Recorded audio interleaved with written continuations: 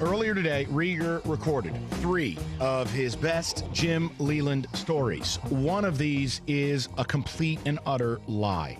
These come from Rieger's time as our Tigers reporter. I want to play these for you, one at a time. Your job is to ascertain which one is the lie. It normally is Terry's Tales. Today, it's Rieger Remembers. Let's hear audio clip number 1. I remember this one time Tigers PR told me Leyland wanted to see me, so I walked up to him. I had just gotten married, mind you, and I walk up to Leyland. I'm like, "What's up, Skip?" And he just lit into me. "Rieger, you mother, are you fucking seriously expect me to believe that you met your wife in public? That nose, those eyes, bull. She must have been listening to one of your stupid ass radio shows. Maybe she thought you were a big deal, so she thought she would take a chance on you. Give me a break." But then he congratulated me about getting married and said he was just kidding. Sweet mother of mercy. Wow. Okay. That was Leyland. I don't want to overprocess. Let's go to audio number 2. You know, towards the end of Jim Leyland managing in Detroit, fans used to always rag on the fact that post-game, in the interviews, he used to eat and talk. So I brought it up to him one time, and he was having a particularly bad day, and he got very angry at me. And he's like, "It's unbelievable. It doesn't matter what you do. These fans, they care what I eat. They should just care that I win. This." And he got on the phone, and he called the chef at the cafeteria. Next thing you know, there's steak, there's lobster, there's chicken. And he looks at me and says, "'em, I'll eat all of these things. Now who's got a question?"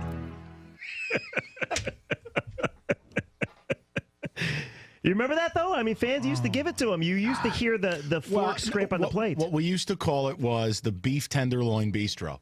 Because it would always be like a pot roast, and he'd have a little piece of meat going, and it would just be like, you're like, oh, come on. I mean, can't you just give it 5? All right. By the way, if you want to jump in, one of these is going to be a lie. 2 of them are actually true. 248-539-9797 if you want to participate in Rieger Remembers. Let's hear the final audio clip 3.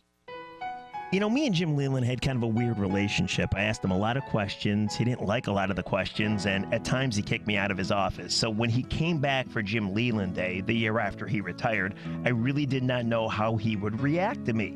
So I remember so vividly, we're standing there, the entire media, waiting for Jim Leyland. He walks into the room, he's wearing jeans, this T-shirt, and these shoes that like a 30-year-old would wear.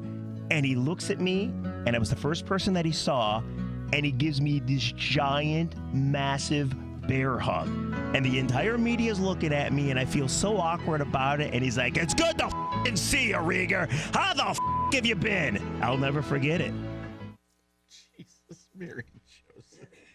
All right, let's do the reveal. We're boys. And I think without further ado, I simply want Sully to reveal the lie. Is it 1, which is where Leyland just rips Rieger top down, rips his wife's decision-making, his nose, his head, the whole bit?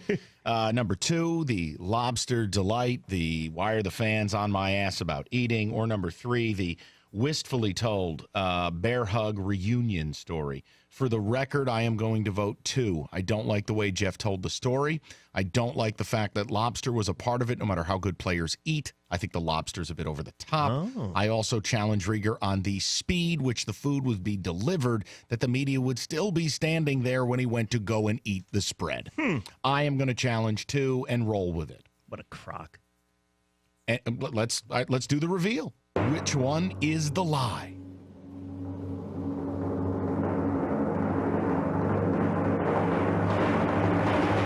Towards the end of Jim Leyland managing in Detroit, fans used to always rag on the fact that post-game, in the interviews, he used to eat and talk. So I brought it up to him one time, and he was having a particularly bad day, and he got very angry at me. And he's like, "It's unbelievable. It doesn't matter what you do. These fans, they care what I eat. They should just care that I win. This." And he got on the phone, and he called the chef at the cafeteria. Next thing you know, there's steak, there's lobster, there's chicken. And he looks at me and says, "'Em, I'll eat all of these things. Now who's got a question?" That's Wait, right. hold on a sec, please. That's right. If I would have left the lobster out, would you have bought it? No, I would have gone a different direction. I thought the lobster was over the top and overselling, and I also didn't say anything. I really didn't like the way you kept trying to convince everybody that 2 was true. Yeah, okay. But look, we're nurturing you along in the art of lying based on Terry's Tales and the rules within.